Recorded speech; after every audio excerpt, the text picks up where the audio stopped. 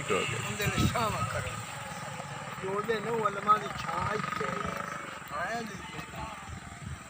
आए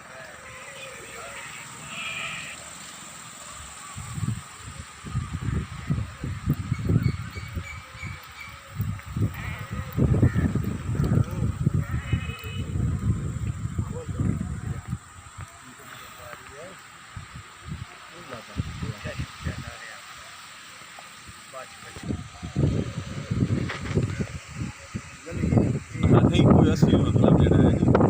मौसमी हालात जेह्ड़े